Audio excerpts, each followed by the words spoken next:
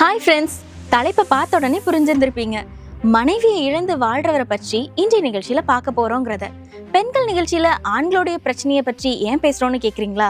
இந்த உலகத்துல எதையுமே ஆண்கள் பிரச்சனை பெண்கள் பிரச்சனைன்னு தனித்தனியா பிரிக்கவே முடியாதுங்க.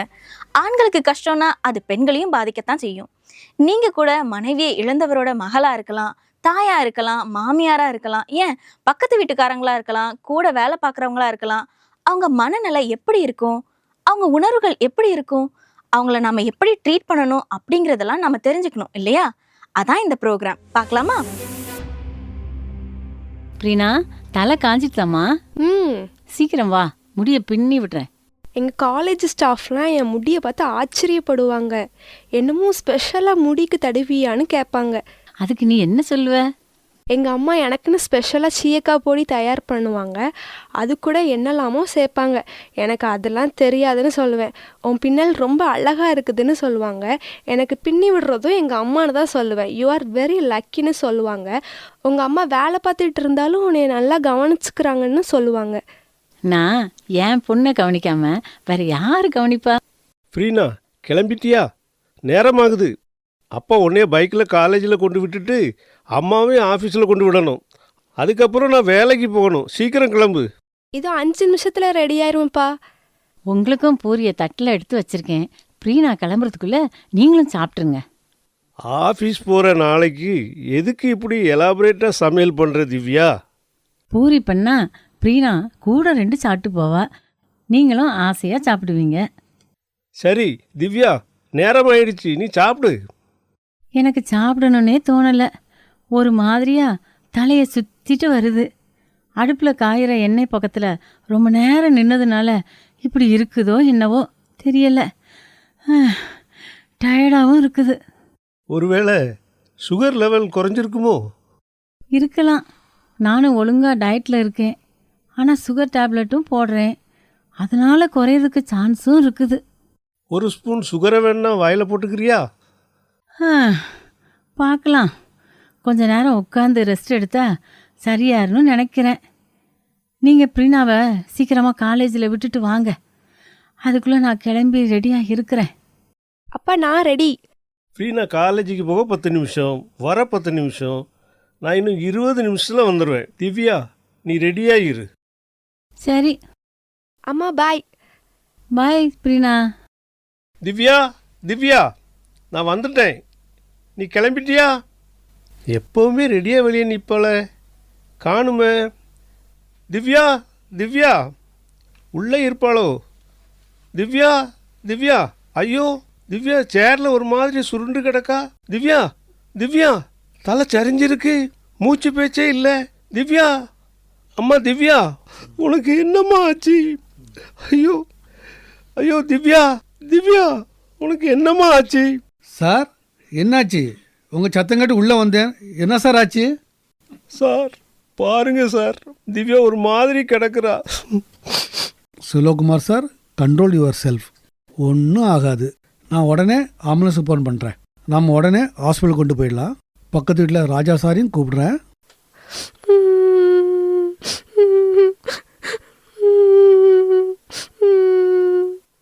இப்படி அழுதுகிட்டே உட்கார்ந்தா என்ன அர்த்தம்? உங்கள் அம்மா நம்மளை விட்டு போய் 2 வாரம் ஆகுது. துக்க நிவர்த்தி கூட்டம் முடிச்சு நம்ம சொந்தக்காரங்க எல்லாரும் போயாச்சு. நீயும் காலேஜுக்கு போக ஆரம்பிச்சிட்ட.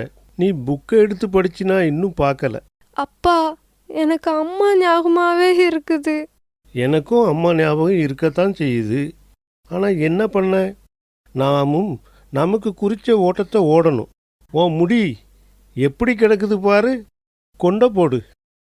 எனக்கு கொண்டை போட தெரியாதுப்பா. சும்மா சுற்றி ஒரு ஹேர்பினை குத்து. அப்படியே போட்டாலும் உடனே அவுந்து விழுந்துருதுப்பா. எனக்கு சிக்கெடுக்க தெரியல. தலையும் ஒழுங்காக சீவ தெரில. பிரீனா, உன் முடிய வேணா கொஞ்சம் வெட்டிடுவோமா? அம்மாவுக்கு என் முடி ரொம்ப பிடிக்கும். இன்னைக்கு சனிக்கிழமை அம்மா எனக்கு எண்ணெய் தச்சு விட்டு சீயக்காய் போட்டு தலையை நல்லா அலசி விடுவாங்க. அழாதம்மா. சரிப்பா, நான் என் முடியை குட்டையாக வெட்டிக்கிறேன். கண்ணை துடைச்சிட்டு குளிச்சுட்டு வா.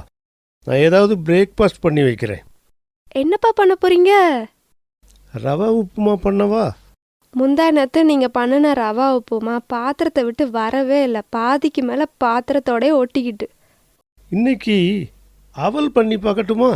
வேண்டாம்ப்பா, ப்ரெட்டு வாங்கிட்டு வாங்கப்பா, பாலில் முக்கி சாப்பிடுவோம். உனக்கு பிரெட் பிடிக்காதம்மா? பரவாயில்லப்பா, அட்ஜஸ்ட் பண்ணிக்கிடுவோம். நான் ஏதாச்சும் பண்ணவா? வேண்டாம்மா. அன்னைக்கு நீ பால் காய்ச்சறேன்னு சொல்லி சூடான பால் பாத்திரத்தில் கைப்பட்டு உன் கை பொத்துடுச்சு பாரு. இன்னும் அந்த இடம் செவந்து போயிருக்கு. நீ படிக்கிற பிள்ளை, கிச்சன் பக்கம் வர வேண்டாம். அம்மாவே எல்லாத்தையும் பார்த்து பார்த்து செஞ்சதுனால நம்ம 2 பேருக்குமே எதுவுமே செய்ய தெரியாமல் போயிட்டு. மத்தியானத்துக்கு என்னப்பா பண்ண போகிறீங்க? சாம்பார் வச்சு ஆம்லேட் பண்ணிடுறேன். போன தடவை நீங்கள் செஞ்ச சாம்பார் எப்படியோ இருந்துச்சுப்பா. பருப்பு வித்தியாசமாக இருந்துச்சுப்பா. அதுமா, சாம்பாருக்கு துவரம்பருப்பு போடணும். நான் தெரியாமல் கடலைப்பருப்பு போட்டுட்டேன். பார்க்குறதுக்கு ரெண்டும் கிட்டத்தட்ட ஒன்று போல் இருக்குது இல்லையா? அதான் மாற்றி போட்டுட்டேன். இன்றைக்கி கேர்ஃபுல்லாக பண்ணுறேன். அப்பா, நான் குளிக்க போகிறதுக்கு முன்னால் என் முடியை என் தோள்பட்ட வரைக்கும் வெட்டி விடுறீங்களா? அப்பாவுக்கு வெட்ட தெரியாதும்மா. இதில் தெரியறதுக்கு என்னப்பா இருக்குது? சும்மா வெட்டி விடுங்க. பார்லருக்கு போய் வெட்டிக்கிறியா? பார்லருக்கு போனால் அநியாயமாக 1000 ரூபா கேட்பாங்க. வீண் செலவு. சரி வா, வெட்டி விடுறேன். சார், செல்வகுமார் சார், வாங்க சேகர், உட்காருங்க. நீங்கள் ரொம்ப தளர்ந்து போயிட்டீங்க. என்ன பண்ணுறது சார், கண்ணை கட்டி காட்டில் விட்டது மாதிரி இருக்குது சார். உங்களுக்கு எப்படி ஆறுதல் சொல்கிறேன்னு தெரியல சார். கர்த்தர் தான் உங்களுக்கு ஆறுதலும் தேர்தலும். ஆறுதலுக்காக பைபிளை புரட்டி பார்த்தேன். மனைவியை இழந்து தவிக்கிறவங்கள பற்றி எங்கேயுமே போடலையே சார். யோபோட சரித்திரம் எனக்கு ரொம்ப பிடிக்கும். எவ்வளவு கஷ்டம் வந்தாலும் அவன் எப்படி துணிச்சலாக அதை தாங்கினான்னு நான் ரொம்ப ஆச்சரியப்படுவேன். ஆனால் ஒன்று தெரியுமா சார்? என்ன சார்? அவனுக்கு மனைவி இருந்தா அது போதுமே. அவனுக்கு 1000 ஞான பலம் வந்துருமே. ஆனால் யோபோட மனைவி அவனுக்கு ஆறுதலாக இருந்த மாதிரி இல்லையே சார். நீர் இன்னும் உம்முடைய உத்தமத்திலே உறுதியாக இருக்கிறீரோ? தேவனை தூசித்து ஜீவனை விடும் அப்படின்னு சொன்னாலே அவனுக்கு ஒரு தடைக்கல்லால இருந்திருக்கா? அது அவனோட கஷ்டங்களோட அதிக கஷ்டத்தை கொடுத்துருக்குமே. வருத்தத்தில் கோபத்தில் என்னைக்கோ ஒரு நாள் சொன்னதை பிடிச்சிட்டு நாம் அவளோட கேரக்டரை ஜட்ஜ் பண்ண முடியாது. அவள் சொன்னதுக்கு யோபு என்ன பதில் சொன்னான்? நீ பைத்தியக்காரி பேசுகிறது போல பேசுகிறாய். தேவன் கையிலே நன்மையை பெற்ற நாம் தீமையும் பெற வேண்டாமோன்னு சொன்னான். அவன் சொன்னதை கேட்ட உடனே அவள் கன்வின்ஸ் ஆகியிருக்கலாம். அவள் யோபுவோட காயத்துக்கு மருந்து போட்டிருப்பா. அவனுக்கு வேலைக்கு சாப்பாடு கொடுத்துருப்பா. அவனோட சேர்ந்து உட்கார்ந்து அழுதுருப்பா. அவன் மனசுக்கு பிடிச்ச காரியங்களை செஞ்சிருப்பா. நிச்சயமாக அவனுக்கு ஒரு மாரல் சப்போர்ட்டை கொடுத்துருப்பா. இந்த கண்ணோட்டத்தில் அதை நினச்சே பார்த்ததில்ல. நானும் என் மனைவி இறந்த பிறகு தான் இப்படியெல்லாம் நினச்சி பார்க்குறேன். தேவன் விதவைகள் மேலே மனதுருக்கமாக இருக்கிறார், அவங்கள பாதுகாக்கிறாருன்னு பைபிளில் நிறைய இடங்களில் போட்டிருக்குது. ஆனால் என்னே மாதிரி ஆண்களுக்கு எப்படி சொல்கிறது? பார்த்தீங்களா சார், விதவைக்கு ஆண்பால் கூட நம்ம தமிழ் மொழியில் இல்லை. அப்படின்னா யாருமே அவங்கள கண்டுக்கிறது இல்லை, அவங்கள பற்றி பேசுகிறது கூட இல்லைன்னு தானே அர்த்தம். ஏன் சார் இப்படி? மனைவியை இழந்தவங்க உடனே மறுமணம் செஞ்சுருப்பாங்கன்னு நினைக்கிறேன். அதான் இப்படி. காலேஜுக்கு போகிற பொண்ணு இருக்கா, மறுமணத்தை பற்றி நினச்சி பார்க்க முடியுமா சார்? என்னை மாதிரி நிறைய ஆண்கள் இருக்காங்க சார். முன்காலத்துலேயும் நிச்சயமாக இருந்திருப்பாங்க. எங்களை மாதிரி மனைவியை இழந்து வாடுற ஆண்களை இந்த சமுதாயம் கண்டுக்கிறதே இல்லை. இது அநியாயம் சார். ஆமாம், நீங்கள் சொல்கிறது சரிதான். சமைக்க தெரியாமல், பரிமாற தெரியாமல், என் பொண்ணோட தேவையை அறிஞ்சு அதை பூர்த்தி பண்ண தெரியாமல், என் மனசில் உள்ள வருத்தத்தையும் கஷ்டத்தையும் கொட்டியால் ஆள் இல்லாமல் திணறிட்டு இருக்கேன் சார். மனைவிகளை இழந்து தவிக்கும் கணவன்மார்களை விட கணவர்களை இழந்து நிற்கும் மனைவிமார்கள் நல்லா மேனேஜ் பண்ணுறாங்க. அவங்களுக்கு சமைக்கிற பிரச்சனை இல்லை, பிள்ளைங்களை கவனிக்கிற பிரச்சனையும் இல்லை. ஆனால் பண கஷ்டம் இருக்குமே.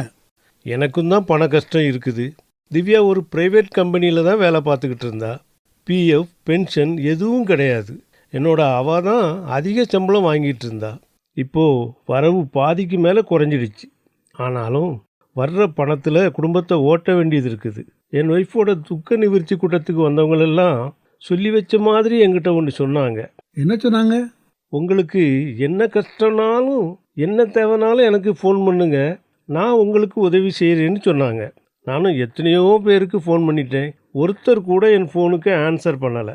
மக்கள் எவ்வளவு மாய்மாலக்காரங்களா இருக்காங்க பார்த்தீங்களா சார்? வணக்கம் தோழிகளே. செல்வகுமாருக்கு நடந்தது உண்மைக்குமே ரொம்ப துக்ககரமான விஷயம்தான். பொண்ணு படிச்சிட்ருக்கிறா. இந்த நேரத்தில் மனைவியை இழக்கிறது பரிதாபத்துக்குரியது. சமைக்க தெரியாமல், பொண்ணோட தேவை அறிஞ்சு அதை பூர்த்தி பண்ண முடியாமல் அவர் திணறிக்கிட்டு இருக்கிறாரு.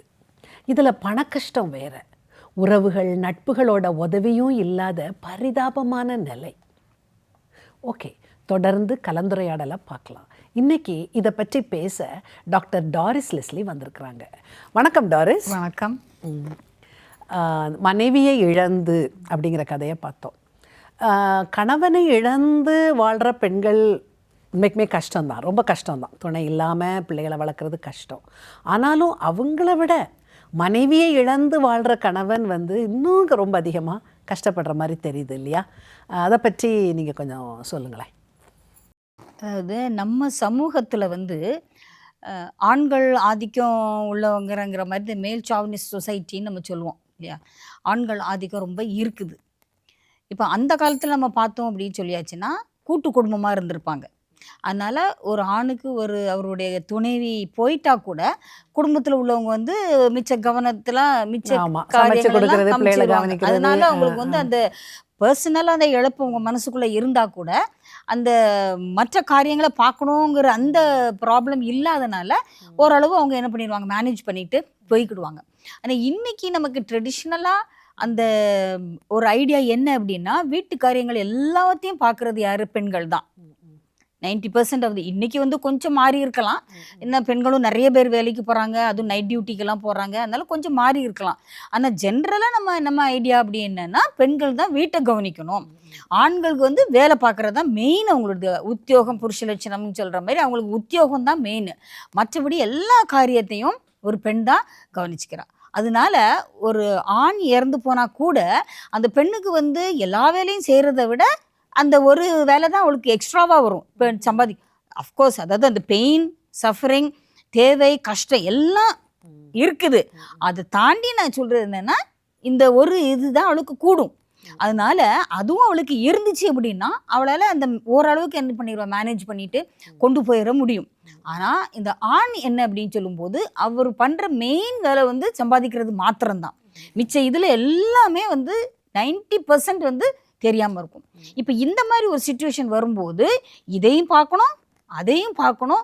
மோரோவர் அந்த பெயின் ஆஃப் செப்பரேஷனும் இருக்கும்போது ஆனால் என்ன அப்படின்னா, இன்னைக்கு உள்ள ஜென்ரேஷனில் it is better that men also learn certain things. ஒரு குடும்பத்தை எப்படி நிர்வகிக்கணும் அப்படிங்கிறத ஒரு ஆணும் ஃபீமேல் பாயிண்ட் ஆஃப் வியூவில் தெரிஞ்சுக்கிட்டா நல்லது. அப்படின்னா இப்படி ஒரு சிச்சுவேஷன் வரும்போது பெயின், சஃபரிங் இருந்தால் கூட இந்த மாதிரி இதெல்லாம் ஓரளவுக்கு அவங்களால என்ன பண்ண முடியும், கோப்ப பண்ண முடியும். அதுவும் ஸ்பெஷலாக ஒரு ஆணுக்கு ஒரு பெண் குழந்தை இருந்தால் ரொம்ப ரொம்ப கஷ்டம். ஏன்னா அந்த பெண் குழந்தையுடைய அந்த personal physical makeup, mental makeup எல்லாம் அந்த ஆண்களால் ரொம்ப புரிஞ்சுக்கிட முடியாது. புரிஞ்சுக்கிட்டா கூட அந்த பிள்ளைக்கு ஒரு தாய் ஹெல்ப் பண்ணுற மாதிரி என்ன செய்ய முடியாது, ஹெல்ப் பண்ண முடியாது. பெயின், சஃபரிங்கிறது எல்லாத்துக்கும் காமன் தான். மென் வேற ஆணும் இல்லை, கர்த்தருக்குள் ஆணும் இல்லை பெண்ணும் இல்லைங்கிற மாதிரி பெயின், சஃபரிங் எல்லாத்துக்குமே ஒன்று தான். என்ன பெண்கள் கொஞ்சம் என்ன சொல்லுவாங்க, எமோஷன்ஸ் எல்லாம் வெளியிடுறதுனால அவங்களால அந்த they went out the feelings. ஆண்கள் அதுவும் பண்ண முடியாது. அழுதா என்ன அழுதுகிட்டு கிடக்கானே அப்படின்னு வரை சொல்லிடுவாங்க. ஸோ அந்த சொசைட்டியுடைய ப்ரெஷர் அவங்களுக்கு ரொம்ப இருக்குது. அவங்களால வாய் விட்டு அழவும் முடியாது, அழாமலும் இருக்க முடியாது. அந்த சூழ்நிலைக்கு ஏற்ற மாதிரி அவங்க தங்களை மாற்றிக்கிடணும், மாற்றவும் முடியாது. ஏன்னா காலங்காலமாக அவங்க வேலை மட்டும் பார்த்துட்டு வீடெல்லாம் பெண்கள் கையில் கொடுத்தனால அதை அவங்களுக்கு மேனேஜ் பண்ண முடியாதனால அவங்க ரொம்ப ரொம்ப கஷ்டப்படுறாங்க. இதில் இந்த இதுதான். ஸோ இன்றைக்கி நம்ம சொசைட்டியில் விடோவை பார்க்குற மாதிரியே தான் நம்ம யாரையும் பார்க்க வேண்டியது இருக்குது, விடோவரையும் பார்க்க வேண்டியது இருக்குது. ஏன்னா பெயின் அதே தான், அவங்க மன லோன்லினஸ் அதே தான் இருக்கணும். அதனால என்ன இம்பார்ட்டன்ஸ் நமக்கு ஒரு விடோவுக்கு கொடுக்குறோமோ அதே இம்பார்ட்டன்ஸ் நம்ம விடோவருக்கும் கொடுக்கணும். ஏன்னா அவங்க மேலே பரிதவிக்கணும், அவங்கள அப்பப்போ நம்ம என்ன செய்யலாம் போய் பார்க்கலாம். ஏன்னா இந்த கதையில் நம்ம என்ன பார்க்குறோன்னா, நான் பார்த்துக்குறேன், நீங்கள் என்ன கவலைனாலும் என்ன கூப்பிடுங்க, நாங்கள் உங்களை பார்த்துக்குறோன்னு சொல்கிறவங்க எல்லாருமே ஒருத்தர் கூட அதுக்கப்புறம் ஹெல்ப்புக்கு வந்த மாதிரி தெரியல இல்லையா? அந்த மனுஷன் வந்து தானாக எல்லாம் கஷ்டப்பட்டு வேதனைப்பட்டு சரி. அப்போ இந்த மாதிரி ஒரு சூழ்நிலையில் வெளியே உள்ளவங்க வந்து என்ன பண்ணலாம், அட்லீஸ்ட் சொந்தக்காரங்களாவது அப்பப்போ போய் என்ன பண்ணலாம், அவருக்கு ஹெல்ப் பண்ணலாம். எப்படி சமைக்கணும் கொஞ்சம் சொல்லிக் கொடுக்கலாம், எப்படி மேனேஜ் பண்ணணும்னு சொல்லிக் கொடுக்கலாம், பிள்ளைகிட்ட என்ன எப்படி அந்த பிள்ளைகிட்ட எப்படி பிஹேவ் பண்ணணும்னு சொல்லிக் கொடுக்கலாம், மானிட்டரிலி அவங்களுக்கு கொஞ்சம் ஹெல்ப் பண்ணலாம். அவங்களுக்கு மட்டுமல்ல அந்த பிள்ளைக்கும் என்னென்ன தேவைங்கிறத பார்த்து, ஏன்னா சில காரியங்களை வந்து தகப்பன்ட்டு சொல்ல முடியாத ஒரு காரியங்கள் இருக்கலாம். அப்போ அந்த பிள்ளை வந்து க்ளோஸாக உள்ள அடுத்த சொந்தக்காரங்கள்ட்ட அவங்க சொல்லலாம். அப்போ அந்த பிள்ளைகிட்ட அவங்க கூட கொஞ்சம் பரிவாக இருக்கும்போது இந்த பெயின் அந்த செப்பரேஷனை கொஞ்சம் டாலரேட் பண்ணி அவங்க என்ன செய்வாங்க, கொஞ்சம் வெளிவரதுக்கு சான்சஸ் இருக்குது.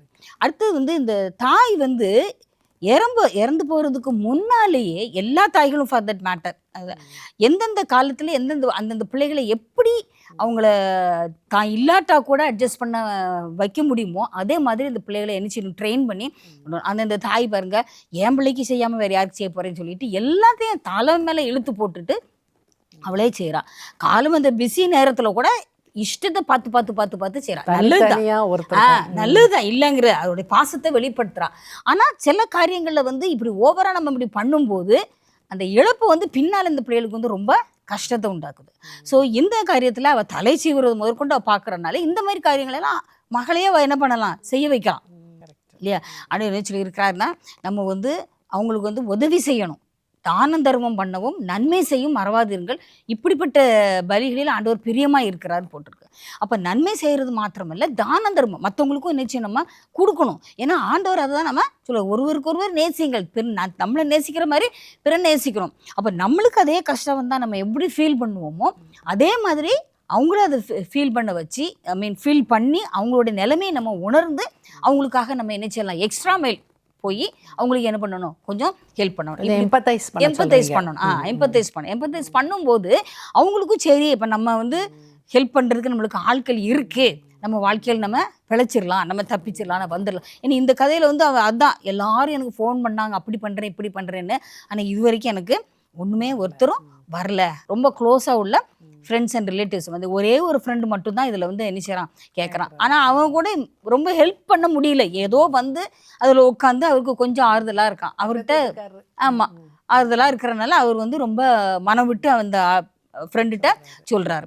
ஆனால் அது வந்து அவங்களுடைய பர்டிகுலர் பெயினை ரிலீவ் பண்ண போகிறதே இல்லை, சிச்சுவேஷனை நல்லா ஆக்க போகிறதே இல்லை.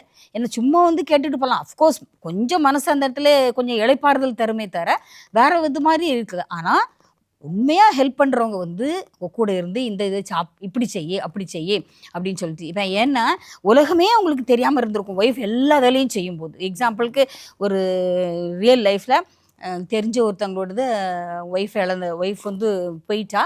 ஆனால் இவர் தனியாக தான் 2 பிள்ளைகளையும் வளர்க்க வேண்டிய இருந்துச்சு. சர்வெண்ட் வந்து ஷி டேக்ஸ் அட்வான்டேஜ் இந்த மாதிரி நேரத்தில். ஏன்னா ஹஸ்பண்டுக்கு வந்து ரொம்ப தெரியாது, ஒவ்வொரு நாளும் கால் கிலோ பருப்பு குழம்பு வைக்கன்னு சொல்லிட்டு. அப்புறம் கேஷுவலாக ஃப்ரெண்ட்ஸ் எல்லாம் பேசிக்கிட்டு இருக்கும்போது தான் அவர் சொல்கிறாரு, நான் இப்படி கொடுக்க. ஐயோ யார் இப்படி உங்களுக்கு கொடுக்க சொன்னால், 1/4 கிலோ பருப்பு யார் ஒரு நாளைக்கு டெய்லி போடுவாங்க அப்படின்னு சொன்ன பிறகு தான் அவருக்கு நம்ம தப்பு பண்ணுறோம் தெரியல அப்படின்னு. ஸோ இப்படி அவங்க என்ன செய்கிறாங்க, இக்னோரண்ட்டாக இருக்காங்க. அதனால இன்னைக்குள்ள மென்னும் தங்களை வந்து இந்த கிச்சன் சைடும் கொஞ்சம் எக்யூப் பண்ணிக்கிட்டா நல்லா இருக்கும். மேபி காட் வந்து நம்மளை பெண்களை வந்து அந்த மாதிரி எக்யூப் பண்ணி வச்சிருக்கலாம், ஃபிசிக்கலி மென்டலி அண்ட் ஸ்பிரிச்சுவலி ரொம்ப ஸ்ட்ராங் ஆக்கி, இமோஷனலி ரொம்ப ஸ்ட்ராங் ஆக்கி வச்சிருக்கிறாரு. அதை ஒரு சாக்கா சொல்லிட்டு மென் வந்து நாங்கள் ஒன்றும் பண்ண முடியாதுன்னு சொல்லக்கூடாது. அவங்களும் என்ன பண்ணிக்கணும், அன்றாட வாழ்க்கைக்கு ஏற்ற மாதிரி தங்களை கொஞ்சமாவது எக்யூப் பண்ணி வச்சுக்கணும். அதாவது இப்போ ஒய்ஃப் இருக்கும்போதே அவங்களும் அப்பப்போ ஹெல்ப் பண்ணியிருந்தாங்கன்னா ஓரளவு என்ன செய்யும், அங்கே மேக்கப் பண்ணிக்கலாம், ஹெல்ப் பண்ணிக்கலாம் இல்லையா? இப்போ பைபிளில் வந்து எந்த விதமான ஒரு விடோவரை பற்றி எந்த விதமான இதுவும் நம்ம பார்க்கல.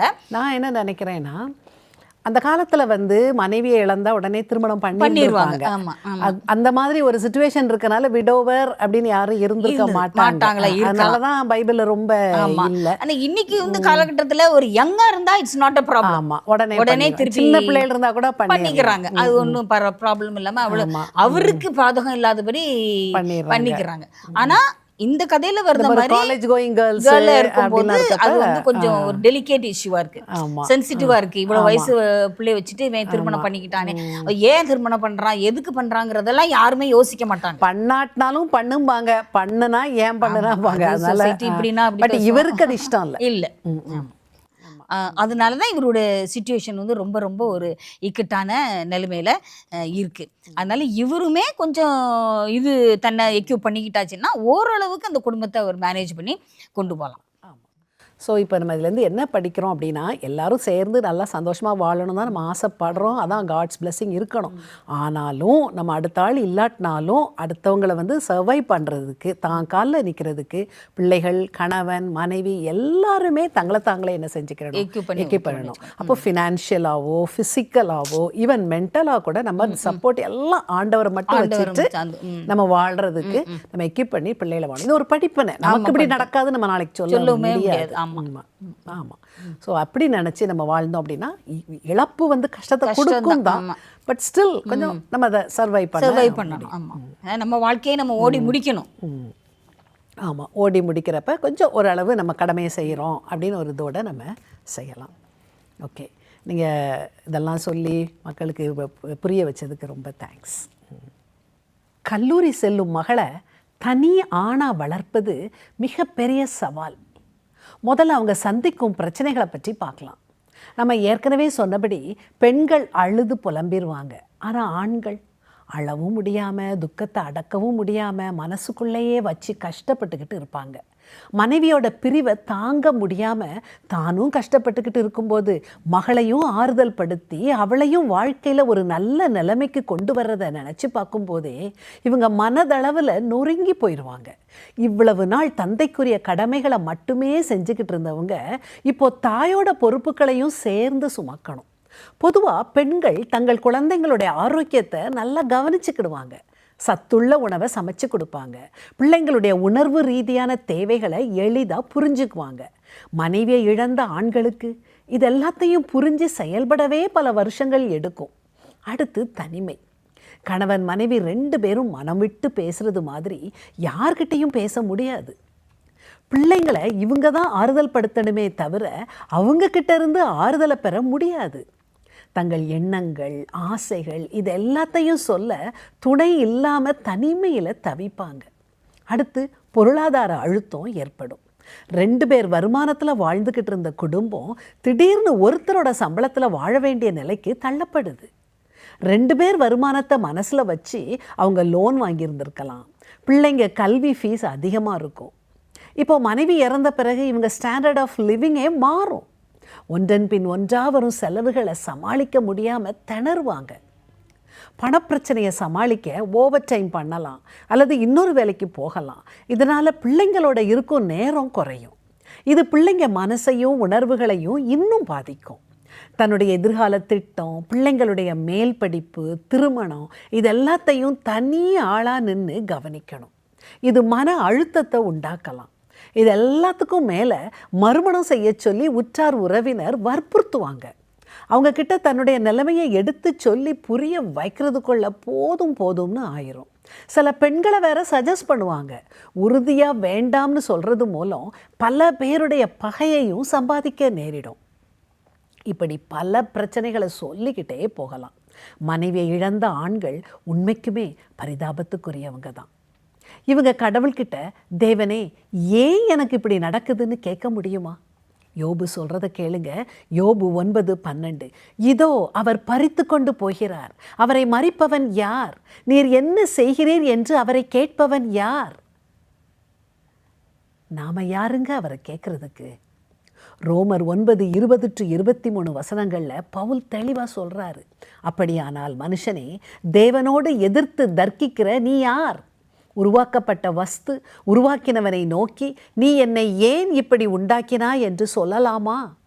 மிதியிட்ட ஒரே களிமண்ணினாலே குயவன் ஒரு பாத்திரத்தை கனமான காரியத்துக்கும் ஒரு பாத்திரத்தை கனவீனமான காரியத்துக்கும் பண்ணுகிறதற்கு மண்ணின் மேல் அவனுக்கு அதிகாரம் இல்லையோ? தேவன் தமது கோபத்தை காண்பிக்கவும் தமது வல்லமையை தெரிவிக்கவும் தாம் மகிமைக்காக எத்தனமாக்கின கிருபா பாத்திரங்கள் மேல் தம்முடைய மகிமையின் ஐஸ்வர்யத்தை தெரியப்படுத்தவும் சித்தமாய் அழிவுக்கு எத்தனமாக்கப்பட்ட கோபாக்கினை பாத்திரங்கள் மேல் மிகவும் நீடிய சாந்தத்தோடே பொறுமையாயிருந்தாரானால் உனக்கென்ன? அதனால் நமக்கு எவ்வளவு கஷ்டம் வந்தாலும் எத்தனை பிரச்சனைகள் வந்தாலும் முறுமுறுக்காம தேவனையே அண்டி பிடிப்போம், அவர் மேலே நம்பிக்கை வைப்போம். நீதிமொழிகள் 3:5-6 சொல்கிறேன் கேளுங்க. உன் சுய புத்தியின் மேல் சாயாமல் உன் முழு இருதயத்தோடும் கர்த்தரில் நம்பிக்கையாயிருந்து உன் வழிகளிலெல்லாம் அவரை நினைத்துக்கொள், அப்பொழுது அவர் உன் பாதைகளை செவ்வைப்படுத்துவார். ஆனால் இந்த பிரச்சனைகள் எல்லாத்தையும் எதிர்கொள்ள வழிகள் இருக்குது. பிள்ளைங்களோட உட்கார்ந்து மனம் திறந்து பேசணும். குடும்பத்தில் எல்லாரும் தங்களுடைய உணர்வுகளை வெளிப்படையாக பகிர்ந்துக்கிடணும். எல்லாரும் சேர்ந்து உட்கார்ந்து அதிக நேரம் செலவழிக்கணும். படிப்பு வேலை விஷயமா பிள்ளைங்க தூர இடத்துல இருந்தாங்கன்னா தினமும் ஃபோனில் ஒருத்தருக்கு ஒருத்தர் பேசணும். தகப்பன் பிள்ளைங்க எல்லாருமே தாயின் மறைவுக்கு பிறகு ஒரு பெரிய வெற்றிடத்தை உணர்வாங்க. அதை போக்க எல்லாரும் ஒரு கன்ஸ்ட்ரக்டிவ் ஹாபியில் ஈடுபடணும். சும்மா டிவி பார்க்குறது மொபைலில் கேம் விளையாடுறது மாதிரி இல்லை, ஆக்கப்பூர்வமான பொழுதுபோக்குகளில் ஈடுபடணும். அது மனதையும் உடலையும் உற்சாகப்படுத்தும். பெரிய பிள்ளைங்களாக இருந்தால் தந்தை அவங்களோட உட்கார்ந்து அந்த மாத பட்ஜெட்டை தயாரிக்கலாம். பணத்தேவை அதிகமாக இருந்தால் பிள்ளைங்களை பகுதி நேர வேலைக்கு அனுப்பலாம். உறவுக்காரங்க நண்பர்களில் உண்மைக்குமே நம்முடைய நலம் விரும்பிகள் யாருன்னு கண்டுபிடிச்சி அவங்க வீடுகளுக்கு அடிக்கடி போய் வந்து இருக்கலாம். பிள்ளைங்களை அவங்களோட நல்லா பழகச் சொல்லலாம். அவங்க அறிவுரைகளை கேட்டு நடக்கலாம்.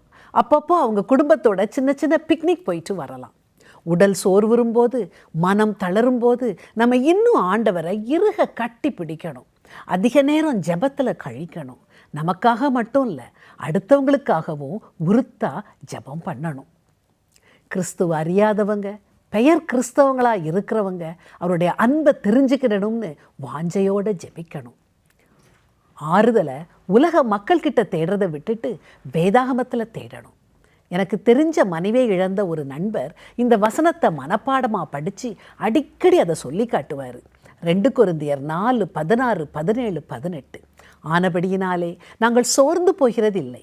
எங்கள் புறம்பான மனுஷனானது அழிந்தும் உள்ளான மனுஷனானது நாளுக்கு நாள் புதிதாக்கப்படுகிறது. மேலும் காணப்படுகிறவைகளை அல்ல காணப்படாதவைகளை நோக்கி இருக்கிற நமக்கு அதிசீக்கிரத்தில் நீங்கும் லேசான நம்முடைய உபத்திரவம் மிகவும் அதிகமான நித்திய கன மகிமையை உண்டாக்குகிறது. ஏனெனில் காணப்படுகிறவைகள் அநித்தியமானவைகள், காணப்படாதவைகளோ நித்தியமானவைகள். நம்ம எவ்வளவு கஷ்டங்களை சந்தித்தாலும் ஆண்டவர் நம்ம கூட இருக்கிறாருங்கிறத உணர்ந்து வாழும்போது எந்த கஷ்டமும் நமக்கு பெருசாக தெரியாது. ஆண்டவர் தினமும் நம்ம உள்ளங்களை புதுப்பிச்சுக்கிட்டே இருக்கிறாரு. ஜெபத்தின் மூலமாக அவர் நம்ம பக்கத்தில் இருக்கிறத நம்ம அறிஞ்சுக்கிடலாம். அவர் நம்ம மூச்சு காற்றுப்படும் இடத்துல தான் இருக்கிறாரு. உன்னை ஸ்திரப்படுத்துவேன், உன்னை பலப்படுத்துவேன்னு அவர் நமக்கு சொன்ன வாக்குத்தத்தத்தை மறந்துடாதீங்க. அது என்னைக்கும் உண்மையாகவே இருக்குது. எல்லா காரியங்களையும் அவர் சித்தத்துக்கு ஒப்பு கொடுத்துட்டு நிம்மதியாக இருங்க. அவர் உங்கள் குடும்பத்துக்கு ஒரு தாயாக இருந்து சகல காரியங்களையும் நேர்த்தியாக நடத்தி கொடுப்பாரு. இதை விட நமக்கு வேற என்னங்க வேணும்? ஓகே, நம்ம மறுபடியும் சந்திக்கலாம். வணக்கம். இன்றைய நிகழ்ச்சி உங்களுக்கு பிடிச்சிருக்குதா? உடனே எங்களுக்கு மிஸ்டு கால் கொடுங்க. இந்த வாரம் பரிசு வெல்ற நேயர் நீங்களாவும் இருக்கலாம். மிஸ்டு கால் கொடுக்க வேண்டிய போன் நம்பரை குறிச்சுக்கிறீங்களா? 0444-908-1228. வயசுக்கு வந்த பிள்ளைங்களை வச்சுக்கிட்டு மறுமணமும் செய்யாம வாழும் ஆண்களின் நிலைமை உண்மைக்குமே ரொம்ப பரிதாபமானது தாங்க.